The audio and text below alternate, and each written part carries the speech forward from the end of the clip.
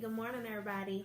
I made a vow to blog monthly in the year 2018, at least once a month. And so it is January 29th. I'm barely making it, but I'm making it. So I wanted to do a blog today on overcoming resentment. This is something that I was actually doing a study on for myself. And ended up saying, hey, I think other people could benefit from this, so let me go ahead and share what I'm learning on this topic with y'all. So first, I'm just going to start off by telling y'all what resentment is. Resentment is a bitter indignation at having been treated unfairly. And so I said, well, let me break down what is indignation. Indignation is an anger or annoyance. So it's basically bitter anger, bitter annoyance towards someone that you feel has treated you unfairly. And I think we can all relate to this topic, whether it was your co-worker, whether it was a manager, whether it was a corporation that possibly laid you off and you have to provide for your family and your kids. It could be an ex. A lot of people are holding resentment towards exes. Family members, a lot of people have been sexually abused by family members. They have been done wrong by family members, and they're holding resentment from childhood or past hurts. It can be members of the church. Anybody who's been involved in the ministry for any sort of time can understand that there's a lot of offense that goes on. A lot of people hurt each other, just like anywhere else. But we tend to have resentment and anger. You mask your feelings and you go on about your day, but you're really bitter at that person for what they did. So I thought that I would talk about this.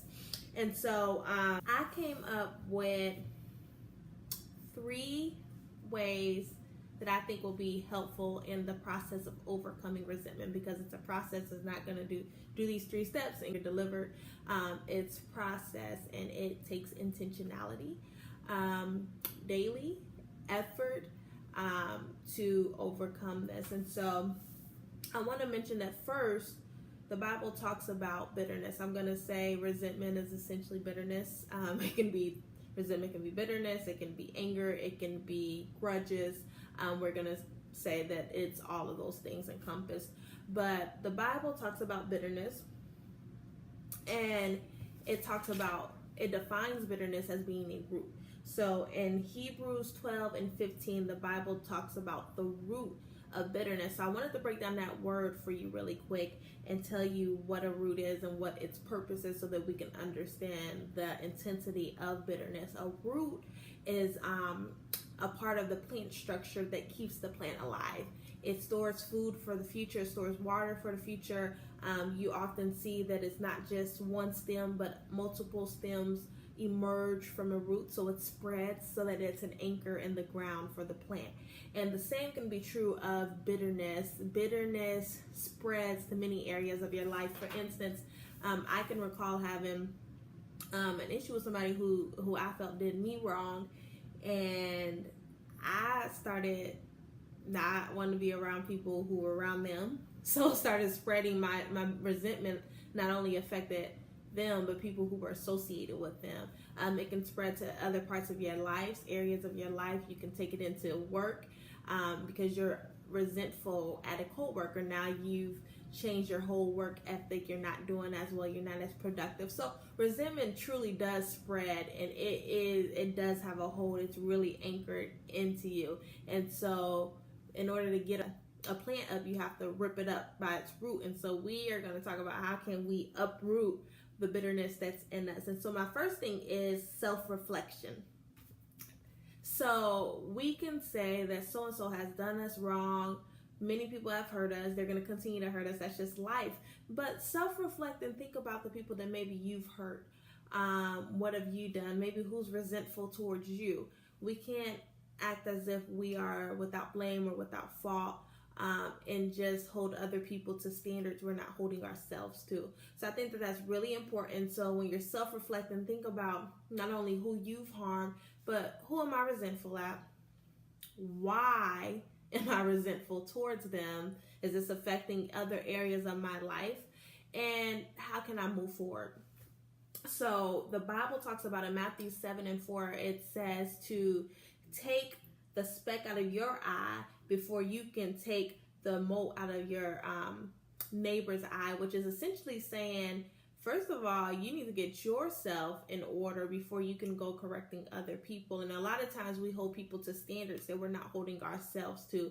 We're mad at you because you did this to me, but I've also hurt somebody else and I haven't apologized for that, and they might be harboring resentment towards me. So take time to self-reflect and look at yourself and look at why you are resentful and get to the root of the problem with your resentment, because a lot of times it comes from childhood and it carries over into our adulthood life. So you might be resentful at a family member who hurt you the same way that your ex hurt you, and now you're resentful towards them, but the real root of the problem was what happened in your childhood. So that is very important. And I wanted to mention that Luke 14:28 talks about a builder and how a builder first calculates the cost of building a project before they build. They have to know, just like you, if you were to start a business, I want to know the cost. I want to know who I got to hire, how many employees am I looking at, what revenue am I looking at getting, for what are my expenses, what's my incoming revenue, etc. Well, I want to say that's true of resentment. Calculate the cost of what living a life of resentment is worth. And I'm going to go more into that. So my second thing is choose forgiveness. As cliche as it sounds, as simplistic as it sounds, forgiveness is always in order. And outside of just the biblical reasons for forgiveness brings a lot of health benefits. I'm going to talk about a couple of those. Forgiveness, and look at my blog post for sources if you want to research it. From where I got these things. But forgiveness can mean a longer lifespan. Scientists have said that unconditional forgiveness creates a longer lifespan as opposed to those people who give conditional forgiveness. And what that means is conditional based on condition. You've apologized to me, so now I forgive you. Well, the problem with that is everybody's not going to come and apologize to you. So you're just harboring unforgiveness in your heart. To death, essentially, if you're never going to forgive somebody because they have not apologized. You can't expect that of everybody. A lot of people don't think they're wrong. A lot of people are too prideful to come apologize. And so don't allow that to affect your health. I don't know about you, but I'd prefer to live a little longer if it's at the cost of me forgiving somebody.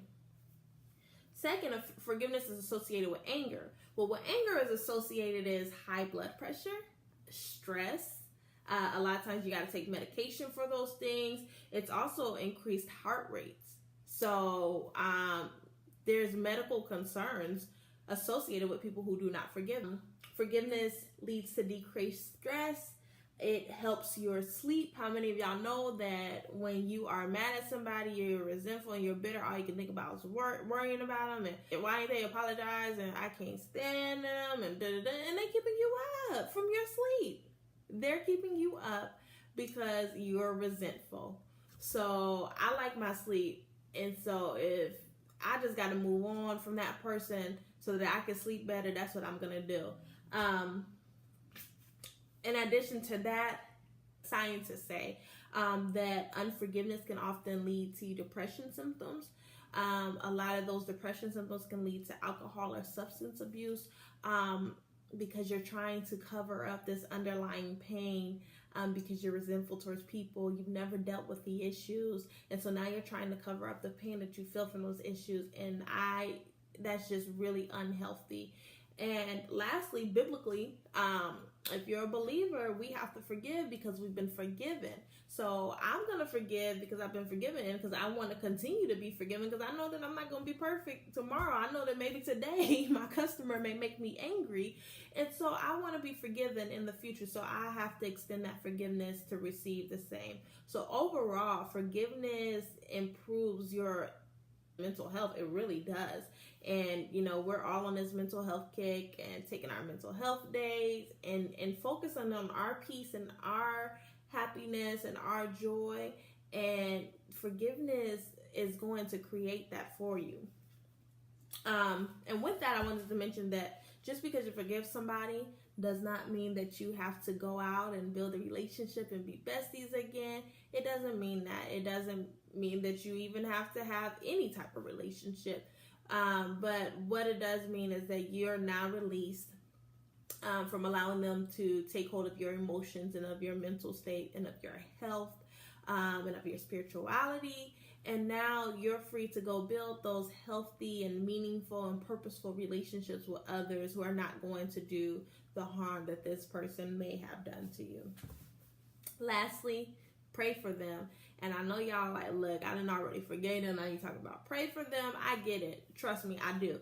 But I tried this out. I had a pastor mention it in forgiveness and calling out that person's name, praying for them. And I, at first I was just like, Lord, pray for them. I hope they have a good day. And over time, I did it for a couple weeks. Over time, I began to pray for their career and their family and their marriage and their children and things of that nature. I began to pray for their success as an individual. And the more I prayed, the less angry I was. And I really want to encourage you to at least try it out for 7 days. Luke 6:35 says to pray for your enemies, those that despitefully use you. So give it a try and be intentional, because at the end of the day, people are moving on with their lives who've hurt you, your offenders. And so it's best that you move on with yours and just leave what they've done to you. I'm not saying you're going to forget it. It could be very traumatic, but move forward with your life so that you can have a healthier state of mind. I want to leave y'all with the scripture, Romans 12:17. I'm going to go all the way into 21. So Romans 12:17 says, never pay back evil with more evil. Do things in such a way that everyone can see you are honorable. Do all that you can to live in peace with everyone. Dear friends, never take revenge. Leave that to the righteous anger of God. For the scriptures say, I will take revenge. I will pay them back, says the Lord. Instead, if your enemies are hungry, feed them. If they are thirsty, give them something to drink. In doing this, you will heap burning coals of shame on their heads. Don't let evil conquer you, but conquer evil by doing good. And I don't think there's much to say on that. With that note, I hope y'all have a blessed day. I hope this blessed you. It truly blessed me in my journey on overcoming resentment and bitterness and anger and all the things that come along with it. So I hope that it can help y'all. God bless. Thanks for watching.